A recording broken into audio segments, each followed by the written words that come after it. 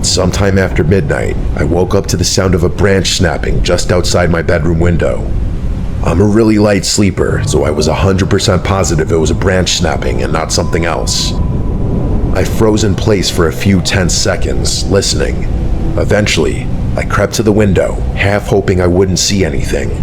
At first, I didn't, but then I spotted her. Michelle. She was standing at the edge of the woods, her body angled away from my house. I could tell it was her because her hair was so long and disheveled. I strained to make out more, but being as there was only moonlight to help me see, it was no use. I saw her beginning to turn around, so I ducked beneath the window before she could catch me looking at her. I stayed crouched there for what felt like forever. When I finally mustered the courage to peek again, she was gone. I genuinely didn't know what to do. As soon as I shifted into park, headlights appeared behind us. It was a police car. I said a silent prayer and watched as it crept down the road, its spotlight briefly sweeping over my car. The guy in my back seat slouched down like he was trying to stay out of sight. I turned my head and saw him lying almost perfectly flat on my back seat with his eyes closed. I whipped my head back around before he saw me, trying to keep my breathing steady. Eventually, he lifted his head and told me I had gotten lucky. Before I had a chance to do anything, he opened my car door and disappeared. This specific night was perfect spring weather, so I was driving with my windows down listening to music, and it was around 10 p.m. I was coming around one of the curves in the road when I had to essentially slam my brakes on. Right in front of me, in the middle of the road, maybe 50 yards away, was what looked like a family. Again, picture a completely pitch black road with thick forest on both sides and only my headlights to show what's in front of me. This was a family of 3, 4, a tall, slim woman, an average height / weight man, a child, short hair but couldn't tell the gender based on the clothing and couldn't see their face, maybe around 8 years old, and the mother was pushing a fucking stroller. Their clothes looked normal, not tattered but not nice. They also were not carrying any kind of light source, meaning before I arrived behind them in my car, they'd been walking in the pitch black. She blurted out that she saw someone near my woodpile and that I should know about it.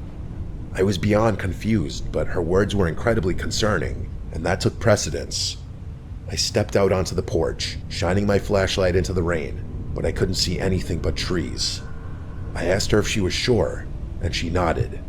Her eyes kept darting to the woods like she was expecting someone to emerge from it any second. The whole thing was pretty freaky. I kept looking around, but there wasn't much I could make out between the darkness and the chaos of the storm. Before I could say anything else, she told me to be careful and began walking away without waiting for a response. I watched her head back down the path toward her cabin, clearly unfazed by the pouring rain. I stood there until the glow of the flashlight disappeared out of sight, and then I went back inside.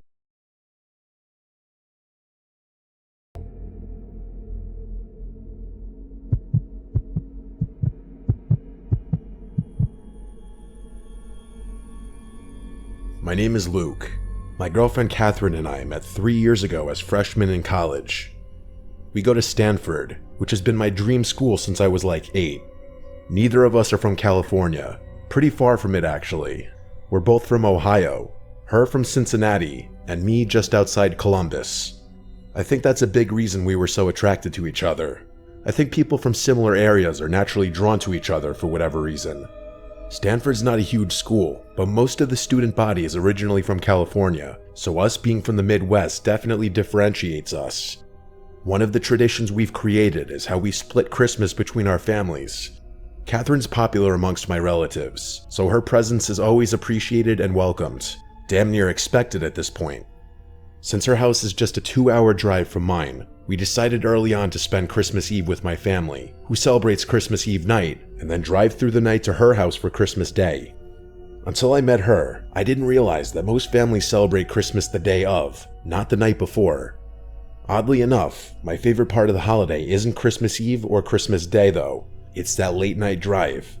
It's become its own little tradition, something we both look forward to every year.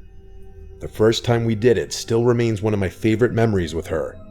Because of where I live, the quickest route from my house to hers doesn't take us on a major highway. Most of the route is quiet back roads, just fields, trees, and the occasional distant farmhouse. It's always really late at night when we do it, so in combination with the secluded route, we rarely encounter any other cars.